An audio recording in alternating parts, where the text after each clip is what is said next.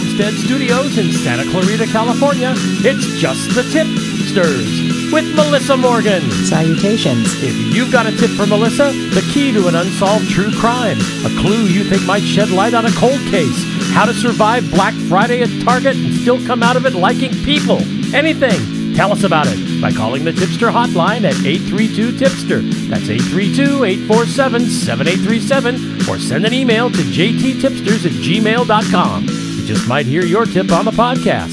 And now here's your host, making a list of who's naughty, who's nice, who's under investigation, and who's guilty no matter who says what, Melissa Morgan.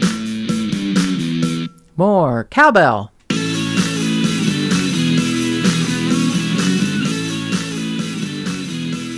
One thing I'll say about you, Producer Mark, you're a survivor. You have survived many Black Fridays in my company. Yes. And I always appreciate your help. This most recent one was not too bad. No, it was very simple, in and out. It was actually, it was easy. There was one moment when I was at Target that you were shopping at another store, and I was going into our second Target of the evening to see if they had the crock pot you wanted. And this is not actually Black Friday. This is Black Friday Thursday. This is Thanksgiving that they were open. And I went into that second Target, and that was, that was bad. I don't like that Target. Well, I like the one closest to us. Yes. The one in Valencia is kind of janky and shitified. And janky's a good word. Thank you. I believe that. I'm trying to remember if janky came from Tipster Bonnie. Oh no, that's junkety.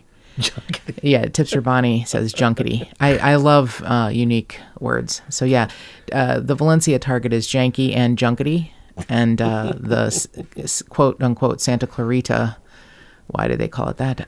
Target that's close to us is not junkety or janky.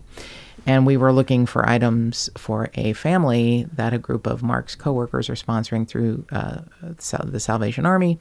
And they had bizarrely asked for appliances. So got them a blender, which they asked for, and a George Foreman panini grill and some other stuff. But yeah, it was a wonderful thing. Black Fridays can be a wonderful thing. Because if you want to donate items and you can get them at a great price, you can get more items than someone's asking for. You can give them a bigger Christmas than you normally would be able to afford. So that's a very nice thing. It is. And Tipster Scott is asking that everyone, he's black, so he says he's totally high yellow. He could so pass for whatever. He's asking on Black Friday that everyone buy him a drink. So I am now going to enact Dyed Blonde Saturday. And everyone should get me a Mountain Dew Kickstart. Black cherry. Black cherry. Yeah. Only black cherry. Yeah, that's the only flavor I really like. It was not a horrible Black Friday this year. I was quite happy with how it turned out, what we got for what great prices. I didn't have to shiv anyone. Back in the old days when we would line up at midnight around the corner of the new Target, the non-janky, junkety Target, and wait for a TV or some bullshit, which I believe we got, by the way, right? We did. Yeah. It's been a few years. It's been a minute. And we did have to shiv somebody to get it. I shiv people just like on principle on a Thursday. Doesn't really have to be Black Friday, or I just like shivving people, which is probably why I host a true crime podcast. Right. And before I go further, I would like to say I've hung a sign in the podcast room that says, "Hey, Tipsters, would you do us a favor if you like the podcast? Could you go to iTunes and rate, review, even subscribe to the podcast? It would make us very, very happy." The email address is jttipsters@gmail.com. Our phone number, as Producer Mark has said, is 832-TIPSTER or 832-847-7837. And we, welcome all tips, suggestions. If you like the podcast, like I said, please rate and review. And if you don't like the podcast, remember it's called Die Fucker Die. Right. That's the name of the podcast. If you like it, it's called Just the Tipsters. And if you don't, it's called Die Fuck or Die. So go there and rate and review those fuckers. There probably is a podcast called that. You know, there somewhere. probably is. I'm fairly sure. Remember that Andy Warhol statement that in the future everyone will be famous for 15 minutes? Yep. I'm fairly sure by 2019 everyone will have a podcast. I think that's true. I know that's true. I think that's generally true. I think it's very true. So thank you for promoting the podcast that your producer's been urging you to do for 55 or 56 episodes. Really? We're at 56? That's some crazy shit right there. 56, yeah. Wow. So we have some exciting things coming up in December I'm looking forward to. I think what's going to be a very fascinating interview and a theme for the last couple of weeks that I think is something different than we've done, and I'm actually looking forward to that. But for episode 56, we are part 3, wrapping up the Grim Sleeper, which is I'm always fascinated by the cases that grab the nation's attention and the cases that do not. And when you do a whole lot of real creepy, dark research like I do, which for the most part I enjoy, other than maybe days like today when I have a migraine that I'm fairly sure is trying to end me, but I will not be felled. I'm going to stay sitting upright and hopefully speaking in a language most people can understand. I tend to sort of slur my way into Farsi during a migraine. But so when I'm doing a lot of research on these really fascinating cases, there are so many that are so awful, and the perpetrators are not well known. Their names are not at the tip of our tongue. It's just interesting to me, the ones that grab the nation's attention and the ones that don't. I think because everyone's very focused recently on the Golden State Killer, and to know it's so new, it's really still so new, even though his reign of terror was so long. I was surprised that Lonnie Franklin Jr. was really the first person convicted on familial DNA. I didn't know that. I didn't either. I believe he is the first person that was, there were people that have been arrested on it, the people that may not have come to trial yet. Obviously, the Golden State Killer, the biggest well-known. But as many victims as have been tied to Joseph James DeAngelo at this time, and we all agree there will probably be many more in the future, Lonnie Franklin Jr. could double that or potentially triple that with the amount of victims. Yeah. Simply because he was a complete and utter narcissist and photographed all of them. There were over 1,000 photographs found in the wall of his garage at his arrest. In the wall? In the wall. He had put them up behind, what is that stuff called? Not siding, insulation. God. He'd put them behind insulation and drywall. So just envelopes. And at one point, criminalists said they took like a small hammer to poke a hole in the drywall, and just hundreds of photos just came pouring out. Dropped to the floor. Just photos of black women who were unconscious. Some of them were, eyes open and smiling. They were still alive. But I would say a large percentage, 75 to 80%, were of them either dead or unconscious. That has to be the most horrific thing to see. It does. When you crack into a wall and all these, And from the... I desperately would love to speak to the cold case detective who was in charge of this toward the end, and I can't get a hold of him. And what's so sad is he lives probably 10 miles from me. There's part of me that wants to and he's retired, but there's part of me that wants to just go and throw myself on his front porch, and I'm sure as a cop he'd have me, removed or executed. We can shiv him. I would never want to shiv him. I would like to chloroform him, and he'd wake up here in the podcast room and we can interview him. But that's a better plan. Yeah. Thank you. You don't want to kill your guests, sweetheart. I just figured what kind of producer are you? Shiv him enough so that he knows that we mean business. That's all. Just a little warning shiv. A little warning shiv. You're fucked up. So LAPD cold case detective retired, Dennis Kilcoyne, said, during a press conference, this is a man who was they wanted to get him so desperately over a 23-year period of his horror that the LA City Council, Bernard Parks at the time, had a $500,000 reward, a $500,000 reward. And I feel like the number was so big because, unfortunately, the city, the LAPD, had failed South Los Angeles by not making it known that a lot of these women who went missing, who were found dead, who were many of them Jane Does, who may have had compromised lives, they didn't bother to let anyone know that there was a connection, that these victims were connected, that you needed to, if you were a female especially, you needed to watch out. If you were a black female, if you were a beautiful, attractive black female, if you lived a life where perhaps you were a sex worker, perhaps you were, on drugs, you needed to really be as careful as you could to stay alive, because a lot of them did not. So a $500,000 reward, I think, speaks volumes. Yeah. I've never heard of a reward that big. Yeah.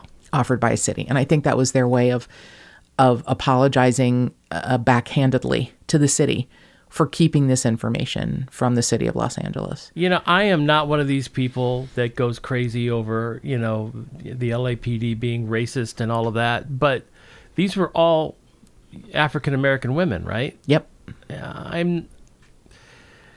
Okay. And for the most part, I thought at this point it's hard to, the LAPD has a history of that is not happy when it comes to this kind of stuff, and the fact that they didn't tell anybody that they were connected, that's insane. Well, they had a theory that these cases were connected. It was for the most part because he preyed on what is not by me, but largely considered disposable members of society. Yeah.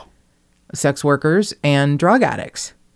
Those down on their luck. And that is by no means to say all of his victims were the same, in the same category at all. There were women who were, just didn't have money, were walking. He offered rides. There were, women who were taking care of families. It wasn't all prostitutes, sex workers, drug addicts, street people. It really, but a lot of them were tossed away like garbage, which is what in victim impact statements rings so true with me and is so heartbreaking. But so retired detective Dennis Kilcoyne says, during a press conference in February of 2009, they're extending the $500,000 reward. Now, he doesn't know how close they are to getting him, and they're really close at this point. But in February of 2009, he says, we're looking for someone who's in his 50s or late 40s. And he was so fucking right. I love when they're that right. And we're going to find that he's somebody that nobody would ever suspect. He's going to be one of those stories where he's the best neighbor ever. Of course he is. And that's what happened. Lonnie Franklin Jr. was known as, the nice guy on the block. You got a problem with your car, take it to nice guy Lonnie. He'll fix it for you for $20 or parts. He's the nice neighbor. He's the guy who drove church vans to his various churches, none of which were ever really upright and reputable. But he and his wife went to church whatever storefront was open they could get in, and he would use his own car to drive people, his own car that he probably killed many people in. So let's go back in time. January 1st of 2007 is the last known victim. And I think, like we all know, there's probably going to be more. Genesia Peters, 25-year-old, beautiful Genesia Peters, is found in a garbage bag on top of a pile of garbage in a dump. In a dump? In a dump. In a garbage bag. In a pile of trash, which we will find later on. Her mom isn't real happy about that. So that's sort of the last known victim. That's in the top 10. Now he's been, suspected in many others since his arrest and even his conviction. But so January 1st of 2007, Janicia Peters is found in the South Los Angeles corridor of Western Avenue in a bag. And no one's seen anything. No one knows anything. She's just another of the women, the lost women of South Los Angeles that is found. So in 2009, a man named Christopher Franklin is arrested for guns and weapons charges. Now, since Prop 69 has passed, felons all have to submit DNA. Da, da, da, da. So Christopher Franklin is swabbed for DNA, and it's put in the system. And I'll be darned if there isn't a very close sort of alignment with all of the DNA collected over 23 years for all of these victims and one person. Now, Christopher Franklin is not the offender, but he's pretty fucking close. So they observe Christopher Franklin's life, his comrades, his family, and they alight upon his father, Lonnie Franklin Jr. And they're wondering, could this be the guy?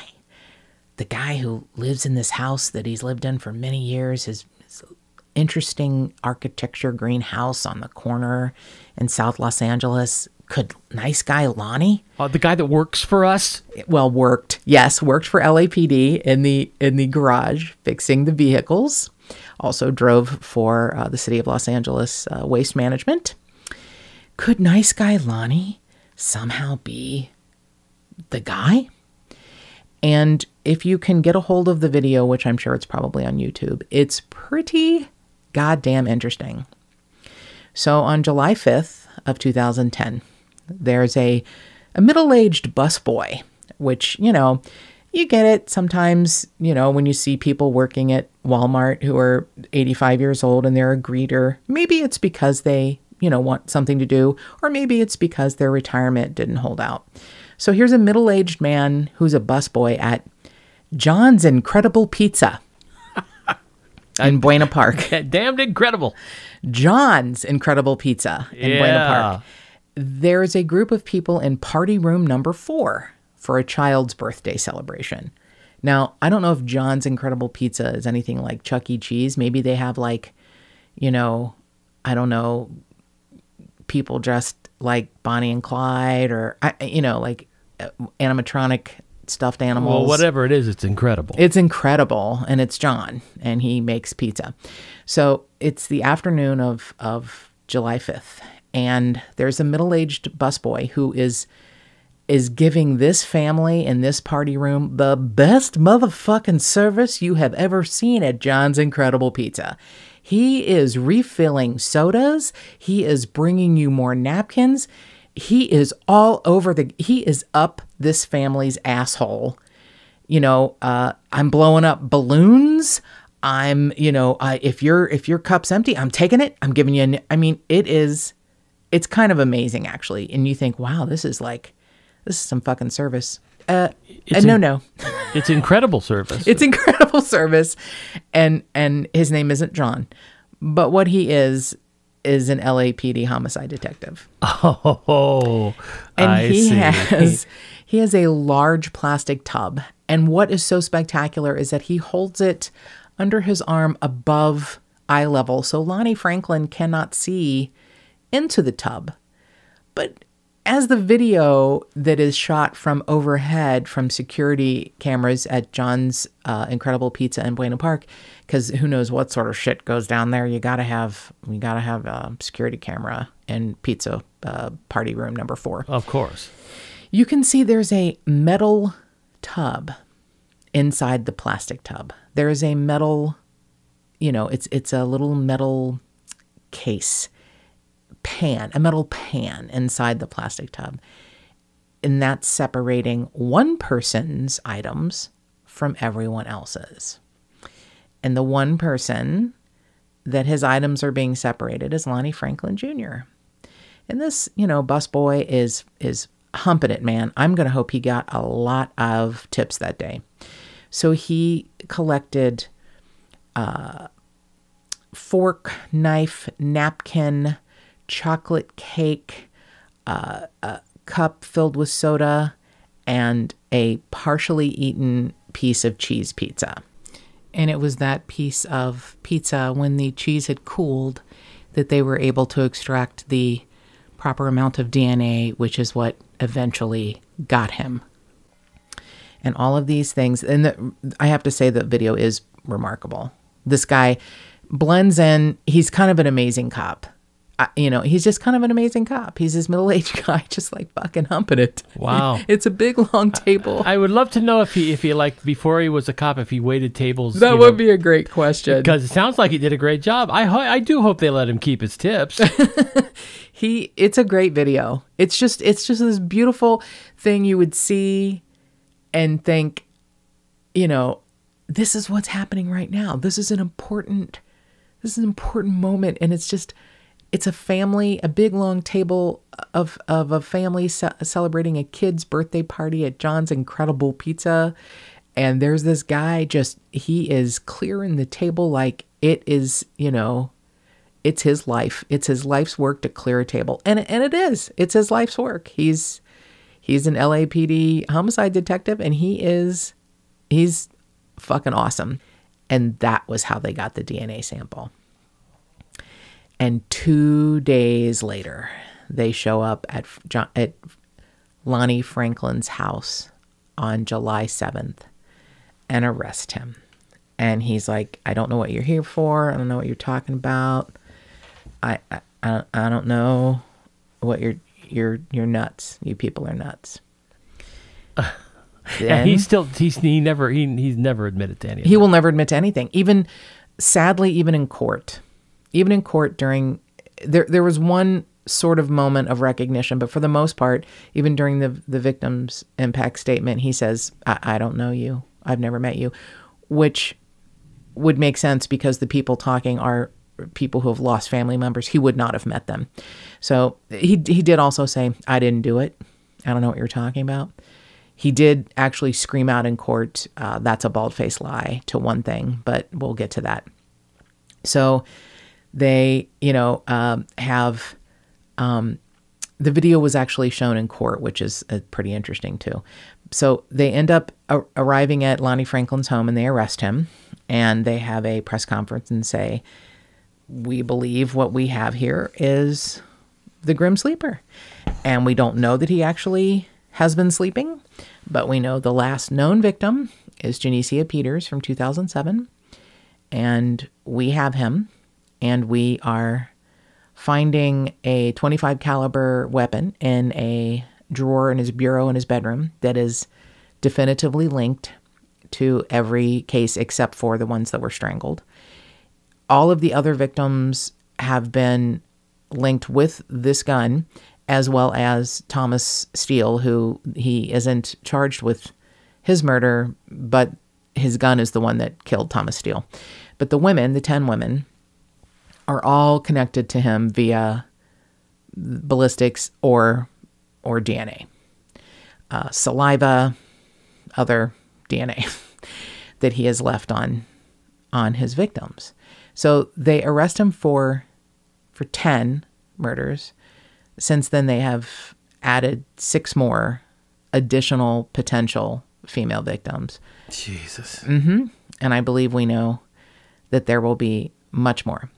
But December of 2010, 5 months after they've arrested him, the LAPD releases 180 of the photos that were found in Franklin's home because they can't identify these people.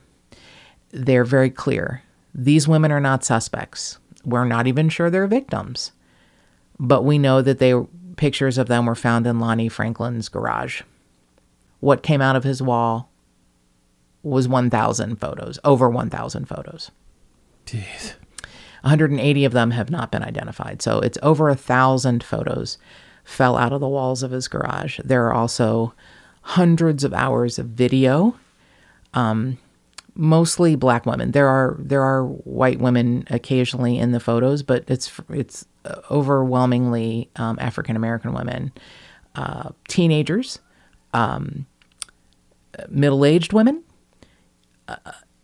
even older women, and most of them nude.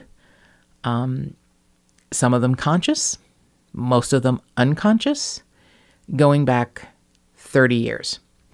So 180 of the over 1,000 photos of different women were released on the LAPD website, and they're still there. And they're still interested deeply in numbers 117 and 171.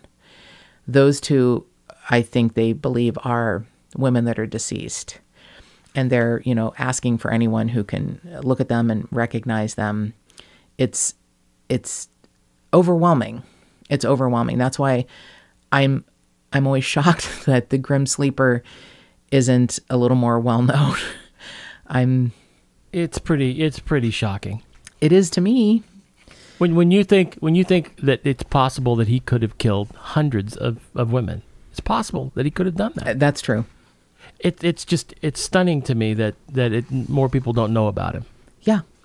So on July 7th of 2010, Lonnie David Franklin Jr., age 57 at the time, and Detective Kilcoyne was right, he would be in his 50s or late 40s, was arrested and charged with 10 counts of murder, 1 count of attempted murder.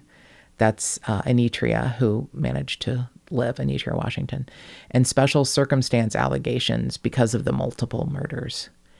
So there's, a very lengthy pretrial discovery, obviously, delays.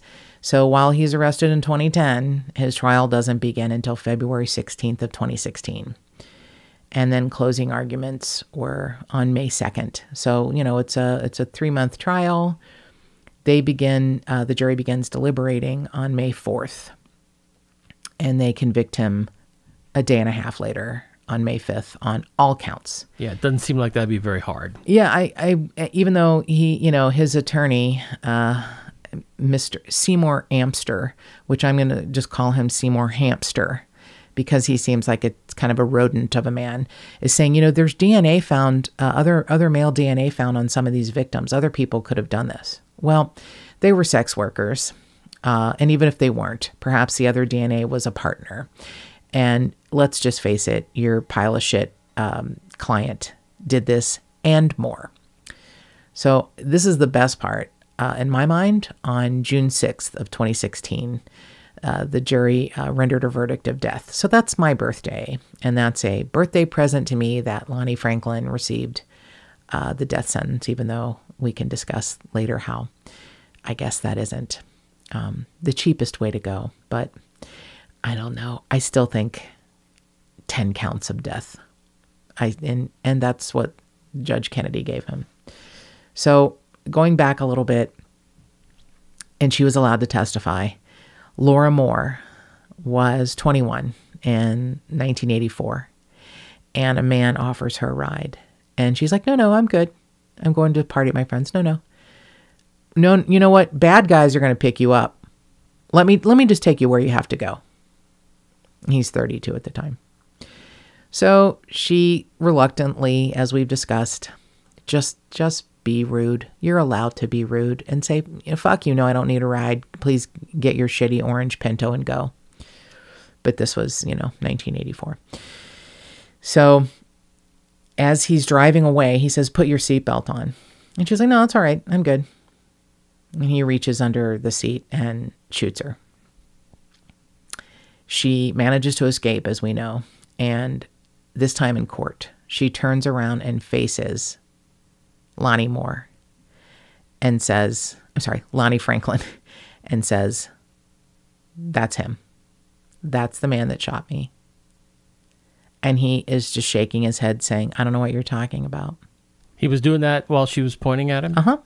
I don't know what you're talking. I've never met you. He does a lot of whispering to his attorney. So Laverne Peters, whose 25-year-old daughter was the last victim in 2007 that we know of, says in her victim impact statement, The defendant took my daughter, murdered her, and put her in a plastic bag, a trash bag, like she is trash. I hope that he spends the rest of his days in jail, which will become his trash bag. Nicely done. Beautifully done. And several people in the courtroom say, amen. Amen. Some of the jurors that, have convicted him are occasionally nodding their head. One of the victim's sisters, before leaving the hearing, turned to the jury and says, God bless you. God bless you. One woman during the victim impact statements talked about losing her best friend, and she still hears her voice in her dreams. One of the victim's uncles said he remembered how loudly this girl cried as a baby when he babysat her, and he said that's how she did everything in life, passionately, very passionately. One of the nephews of Henrietta Wright, whose body was found first under a mattress in an alleyway in 1986, turned directly to Lonnie Franklin and said, "You're a cold-hearted dude." And Franklin nodded. Oh, really? Mm-hmm. Oh, my. Yeah. When Laura Moore, who is one of the two surviving victims, addressed Lonnie Franklin, she started to shake. And she said, why? Really? Just why? And he just sat there very stoically, not saying anything. So Mary Alexander, whose 18-year-old daughter was murdered, turned and spoke directly to Franklin, and she said, I'd like him to face me. And he turned his head slowly, and she is gripping the lectern that she's standing at, and she said, I'd like to know why. I need to know why. And he leaned over and whispered to his attorney, I didn't do it. But Mrs. Alexander said, I know she didn't do anything to hurt you. I know that. And that's the only time during the victim impact statements that his face actually softened.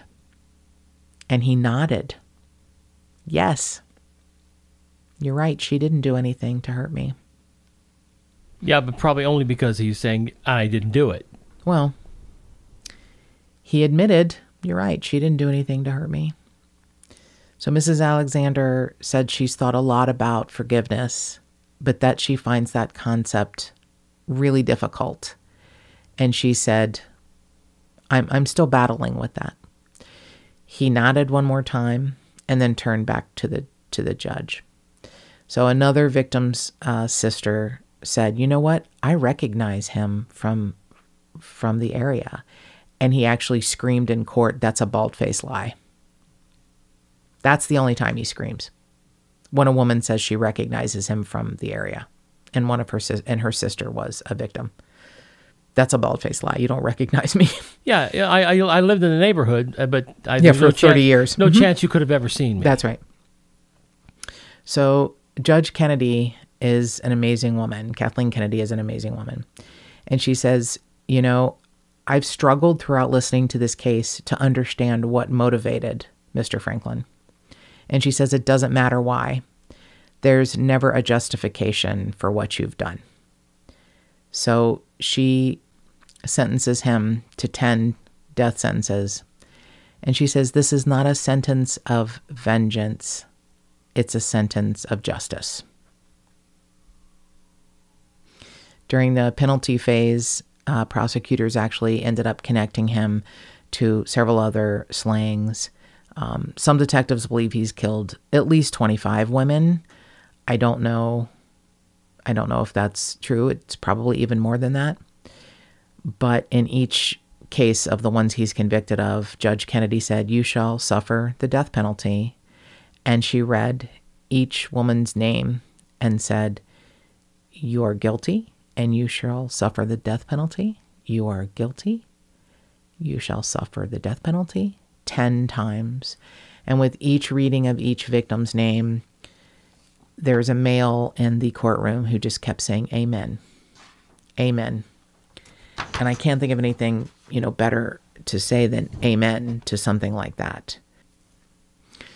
So the 10 counts of murder that he's convicted on, and his victims in order of their death are Deborah Jackson, Henrietta Wright, Barbara Ware, Bernita Sparks, Mary Lowe, Lucretia Jefferson, Alicia Alexander, Princess Berthamew, Valerie McCorvey, and Janissa Peters, and the 2 surviving victims, Laura Moore and Anitra Washington.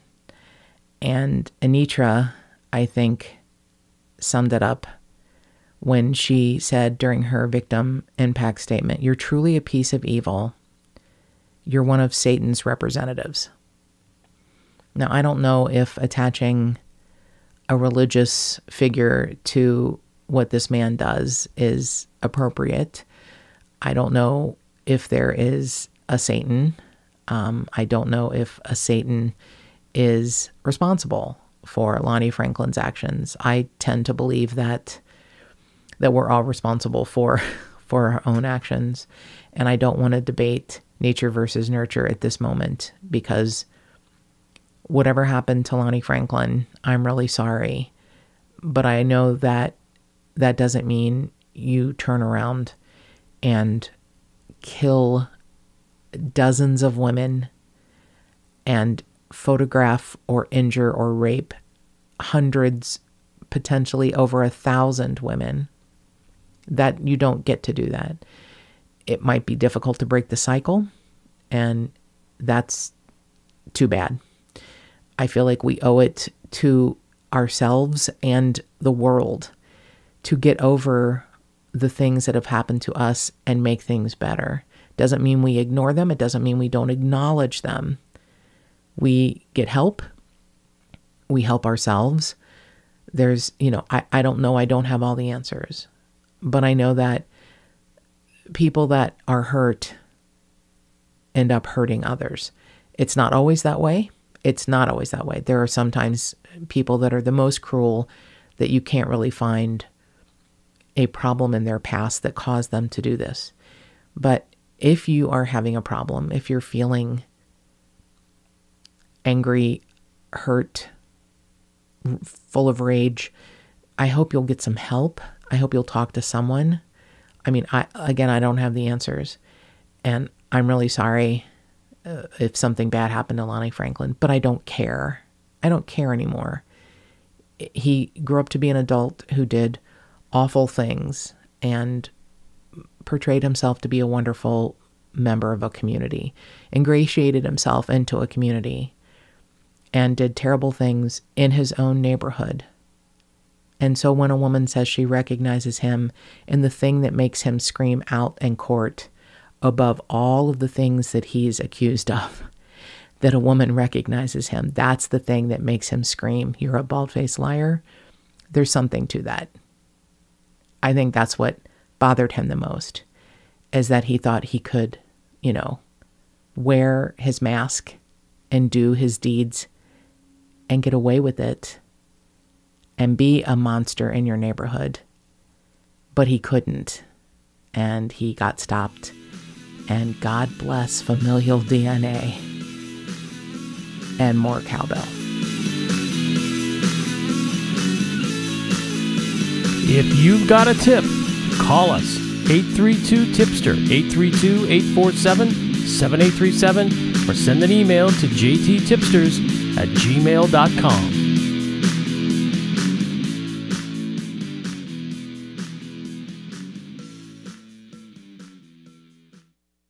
Melissa, you want to shop on Cyber Monday? Yes.